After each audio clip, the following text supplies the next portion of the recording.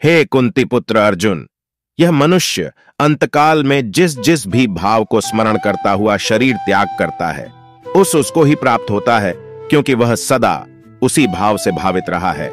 इसलिए हे अर्जुन, तू सब समय में निरंतर मेरा स्मरण कर और युद्ध भी कर। इस प्रकार मुझ में अर्पण किए हुए मन बुद्धि से युक्त होकर तू निःसंदेह मुझको ही प्राप्त होगा। हे पार्थ, यह नियम है कि परमेश्वर के ध्यान के अभ्यास रूप योग से युक्त, दूसरी ओर न जाने वाले चित्त से निरंतर चिंतन करता हुआ मनुष्य परम प्रकाश रूप दिव्य पुरुष को अर्थात परमेश्वर को ही प्राप्त होता है, जो पुरुष सर्वज्ञ, अनादि, सबके नियंता, अंतर्यामी रूप से सब प्राणियों के शुभ और अशुभ कर्म के अनुसार शासन करने वाला, सूक्ष्म से भी अति सूक्ष्म, सबके धारण पोषण करने वाले अचिंत्य स्वरूप, सूर्य के सदृश नित्य चेतन प्रकाश रूप और अविद्या से अति परे शुद्ध सच्चिदानंद घन परमेश्वर का स्मरण करता है। वह भक्ति युक्त पुरुष अंतकाल में भी योग बल से भ्रिकुटी के मध्य में प्राण को अच्छी प्रकार स्थापित करके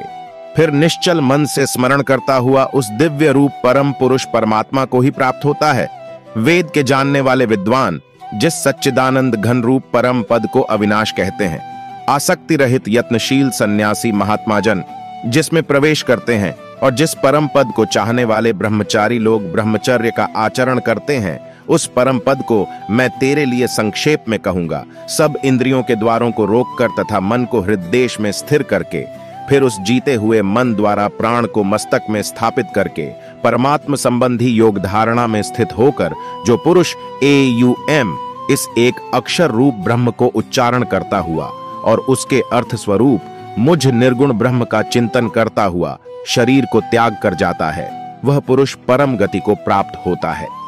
हे अर्जुन, जो पुरुष मुझ में अनन्य चित्त होकर सदा ही निरंतर मुझ पुरुषोत्तम को स्मरण करता है, उस नित्य निरंतर मुझ में युक्त हुए योगी के लिए मैं सुलभ हूं, अर्थात उसे सहज ही प्राप्त हो जाता हूं। परम सिद्धि को प्राप्त महात्मा जन मुझको प्राप्त होकर दुखों के घर एवं क्षणभंगुर पुनर्जन्म को नहीं प्राप्त होते। हे अर्जुन, ब्रह्मलोक पर्यंत सब लोग पुनरावर्ती हैं, परंतु हे कुंती पुत्र, मुझको प्राप्त होकर पुनर्जन्म नहीं होता, क्योंकि मैं कालातीत हूं और ये सब ब्रह्मादि के लोक काल द्वारा सीमित होने से अनित्य हैं। ब्रह्मा का जो एक दिन है, उसको 1000 चतुर्युगी तक की अवधि वाला और रात्रि को भी 1000 चतुर्युगी तक की अवधि वाला जो पुरुष तत्व से जानते हैं, वे योगीजन काल के तत्व को जानने वाले हैं। संपूर्ण चराचर भूतगण ब्रह्मा के दिन के प्रवेश काल में अव्यक्त से अर्थात ब्रह्मा के सूक्ष्म शरीर से उत्पन्न होते हैं और ब्रह्मा की रात्रि के प्रवेश काल में उस अव्यक्त नामक ब्रह्मा के सूक्ष्म शरीर में ही लीन हो जाते हैं। हे पार्थ, वही यह भूत समुदाय उत्पन्न होकर प्रकृतिवश में हुआ रात्रि के प्रवेश काल में लीन होता है और दिन के प्रवेश काल में फिर उत्पन्न होता है।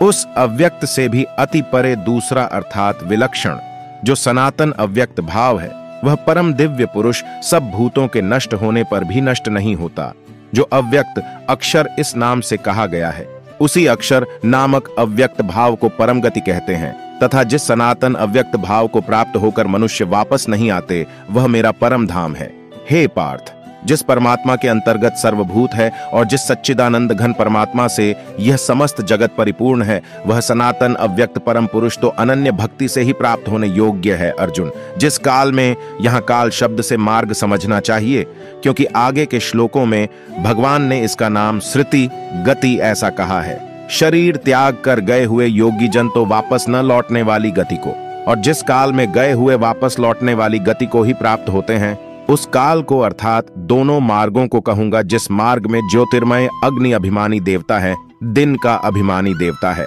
शुक्ल पक्ष का अभिमानी देवता है और उत्तरायण के 6 महीनों का अभिमानी देवता है, उस मार्ग में मरकर गए हुए ब्रह्मवेत्ता योगी जन उपयुक्त देवताओं द्वारा क्रम से ले जाए जाकर ब्रह्म को प्राप्त होते हैं। जिस मार्ग में धूमा अभिमानी देवता है, रात्रि अभिमानी देवता है तथा कृष्ण पक्ष का अभिमानी देवता है और दक्षिणायन के 6 महीनों का अभिमानी देवता है,